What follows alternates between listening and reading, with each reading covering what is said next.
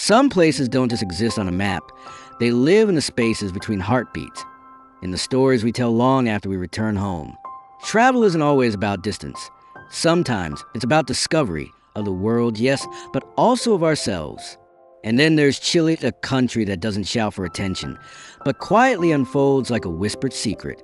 It stretches thin and impossibly long along the edge of South America, like a ribbon holding together the extremes of the earth. Here, deserts bleed into salt flats, glaciers carve through silence, volcanoes simmer beneath snow, and ancient cities hum with life beside crashing waves. It's a land of contrasts, where each landscape feels like a different planet. While others chase the well-trodden paths of tourism, Chile stands quietly radiant, not begging to be seen, but waiting to be felt. In Chile's Lake District, there's a place where calm and chaos live side by side, where beauty thrives in the shadow of something ancient and unpredictable. Villarrica, one of the most active volcanoes in South America, rises like a giant with a quiet, smoldering breath. It doesn't roar, it watches, snow-capped and serene on the surface, but always alive underneath. Around it, life blossoms. Crystal clear lakes mirror the sky, dense green forests whisper in the wind, and small towns hum with warmth and rhythm. It's a region that feels both peaceful and electric, as if the earth itself is holding a secret. You can feel the tension, not dangerous, but deeply alive. It's a reminder that beauty isn't always still. Sometimes it pulses beneath your feet, glows beneath snow, and sleeps in the shadow of fire. Villarrica doesn't dominate the land. It shares it. And in that balance, you find a kind of wild harmony that lingers long after you've gone. Tucked deep within the untouched corners of Patagonia lies something so surreal, it feels like a secret whisper by the earth itself. The marble caves, or cuevas de marmol. Here, nature has carved a sanctuary, not with hammers or hands, but with centuries of water gently sculpting stone. The result is a cathedral of swirling marble, arches and chambers painted in hues of white, gray, and soft blues. But it's the water that brings it all to life. Impossibly clear, glowing turquoise, shifting with a light like liquid sky.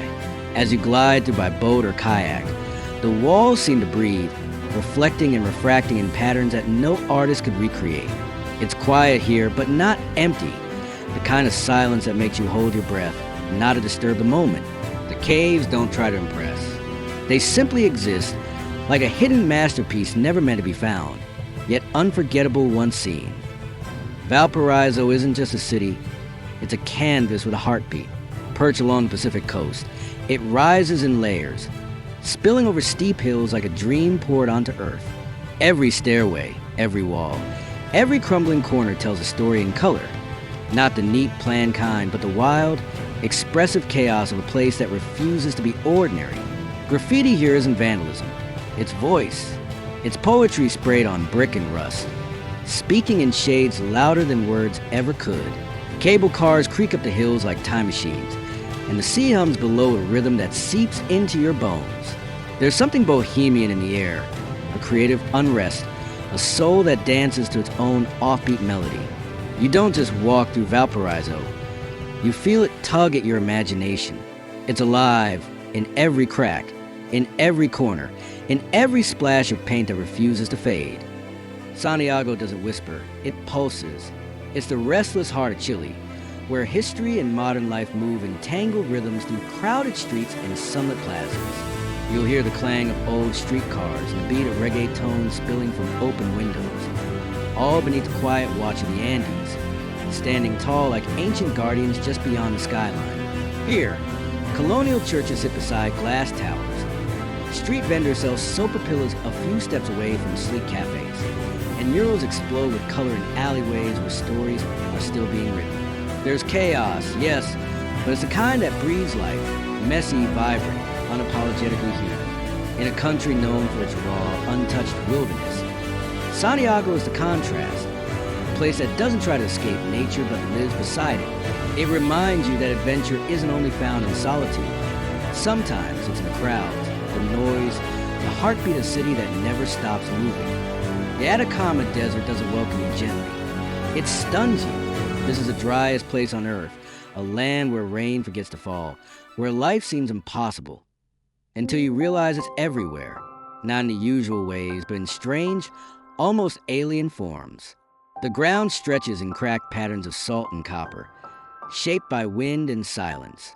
Valleys glow red at sunset like they're on fire, and geysers is from the earth like it's breathing in steam. It feels more like Mars than anything human. And yet at night, the sky opens up like a cathedral of stars, endless, sharp, overwhelming. Nowhere else on the planet offers stargazing quite like this. You don't just see constellations here, you feel the weight of the universe pressing gently against your skin. And in a place that looks empty, you begin to notice there's more life in silence and stillness than most cities could ever offer. Or as it's truly called, Rapa Nui. Here, stone giants stand with their backs to the sea, staring inward with hollow eyes and silent stories. The Moai, carved from volcanic rock, weathered by time, and rooted deep in mystery, are more than statues. They're sentinels. They watch over a land that feels suspended in time, where the wind speaks in riddles and the earth holds secrets it's never told. There's a spiritual stillness here, a weight in the silence that makes you listen more closely, not to sounds, but to the space between them. It's a place of questions, not answers, of wonder, not explanation. And it leaves you with strange, haunting beauty that follows you long after you've left. There are places that silence you, not because they ask, but because they deserve it. Torres del Paine is one of them, tucked away in the southern folds of the land Patagonia. It feels less like a park and more like a painting in motion. Towering granite peaks slice into the sky, defying gravity with every jagged edge. Glaciers grown softly in the distance, ancient and unbothered, slowly sculpting the land like time itself has hands. Lakes sit still, like mirrors laid gently on the earth, reflecting a world that feels untouched by noise or rush. The air is sharp, clean, alive, and in it, you remember what it's like to simply exist. No Wi-Fi, no distractions, just raw, cinematic nature unfolding in every direction. It's not built for the tourist. It's made for the wanderer, the one who seeks not crowds, but solitude, not entertainment, but awe.